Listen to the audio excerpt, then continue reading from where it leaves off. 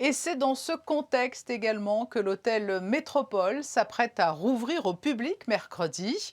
Des travaux ont été menés pendant la période traditionnellement en creuse de l'hiver et à l'approche des Grands Prix, l'établissement est donc en ordre de marche pour la saison touristique. Bonsoir Serge Étuin. Bonsoir Madame Navarro.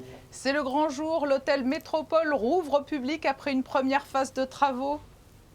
Absolument, on est vraiment ravis dans les starting blocks, extrêmement excités. Toute l'équipe du Métropole Monte-Carlo est très motivée. Après ces presque 5 mois de fermeture, où le travail a été différent, mais comme je le disais souvent, notre métier c'est de faire rêver les clients. Et donc on va pouvoir redémarrer dès demain matin, 7 heures. Quelle a été la nature des travaux de cette première phase ? Les travaux du Métropole Monte-Carlo s'effectueront en 3 phases. Et c'est donc bien cette première phase que nous avons complétée ces derniers jours, qui consiste principalement à la destruction, j'allais dire, et au curage de l'ensemble de nos cuisines, avec une construction d'une cuisine éphémère, évidemment, pour les mois qui viennent. Et nous avons également travaillé à la préparation de nos rénovations du restaurant, de l'extension du bar et de nos salons banquets, mais tout ça de manière administrative et sur papier, puisque ce sera la deuxième phase de nos rénovations. Et la troisième sera consacrée à l'ensemble de nos chambres et suites. Et tous ces travaux vous conduiront à l'horizon 2022, c'est cela ?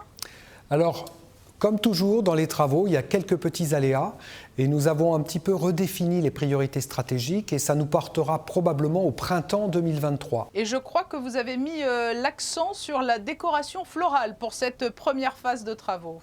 Alors tout à fait, alors j'imagine que vous voyez derrière moi une petite partie de ce thème qui va s'appeler So Gardenly Métropole. On pourrait l'appeler en français le Métropole côté jardin. Et nous avons des couleurs extrêmement printanières. Nous avons voulu frapper fort avec un très beau thème en 3 plans. Et il faudra venir bien évidemment au Métropole Monte-Carlo pour le découvrir. Le spa fait partie des infrastructures qui rouvrent ce mercredi ? Alors, tout à fait, une partie. Nous rouvrons l'ensemble de nos restaurants et bars, à l'exception du restaurant gastronomique, comme je l'avais présenté en novembre dernier, qui rouvrira ses portes pas avant avril 2022. Par contre, comme vous le savez, nous n'avons pas encore l'autorisation d'exploiter les piscines et les salles de sport. Par contre, notre Spa Métropole by Givenchy, en tout cas pour ce qui concerne les salles de traitement de soins, va réouvrir dès demain. Donc c'est le Yoshi, notre restaurant japonais étoilé, c'est le lobby bar qui devient le restaurant de l'hôtel, et bien évidemment les chambres, les suites et le room service. Et une partie du spa, et nous sommes confiants que dans les semaines qui viennent, nous aurons l'autorisation d'utiliser notre magnifique espace Odyssée et cette piscine qui a été créée par Karl Lagerfeld, comme vous le savez. Vous avez évoqué l'offre gastronomique. Est-ce que vous avez d'ores et déjà statué sur le devenir de l'ancien atelier de Joël Robuchon ? Alors, comme je l'expliquais, nous continuons avec Christophe Cussac, qui va rester le chef d'orchestre de l'ensemble de la restauration et de l'offre de restauration du Métropole Monte-Carlo. Il y aura, lors de la réouverture du restaurant gastronomique, bien évidemment un repositionnement, et Christophe et ses équipes vont vous surprendre. Mais nous continuons évidemment à faire confiance à Christophe Cussac, qui a été, à travers ces différentes années, le plus proche disciple de Joël Robuchon. Serge Étuin, on sait que le secteur hôtelier souffre beaucoup des répercussions de la crise. Il y a eu des plans sociaux dans d'autres établissements monégasques. Est-ce que c'est quelque chose que vous redoutez aujourd'hui ? Alors vous vous souviendrez que nous avions vraiment mis un point d'honneur à différencier le Métropole Monte-Carlo peut-être du reste des hôtels en principauté, en ce sens que nous avons décidé de ne pas faire de plan social par rapport à cette difficulté évidemment qu'est la pandémie. C'est une volonté de notre société propriétaire qui reste totalement à l'ordre du jour et nous avons le plaisir de retrouver nos 206 collaborateurs à contrat à durée indéterminée pour cette nouvelle page que nous allons écrire du Métropole Monte-Carlo. Il n'y aura donc pas de départ à l'hôtel Métropole. Est-ce que la tenue des 3 grands prix de printemps, c'est un signal fort et un beau motif de satisfaction ?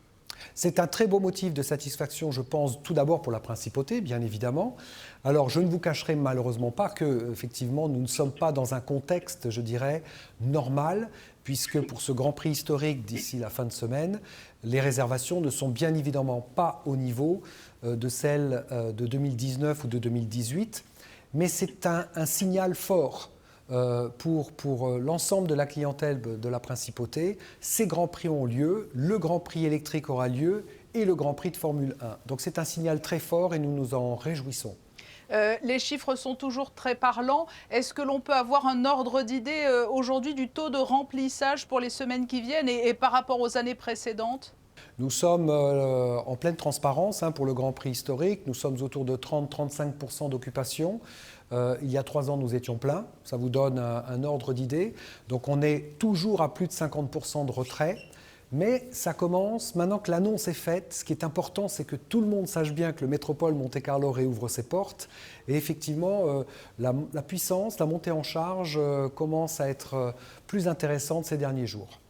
Serge Ethuin, merci d'avoir répondu à nos questions à la veille de la réouverture au public de l'hôtel Métropole. Merci beaucoup et bonne soirée, Madame Navarro.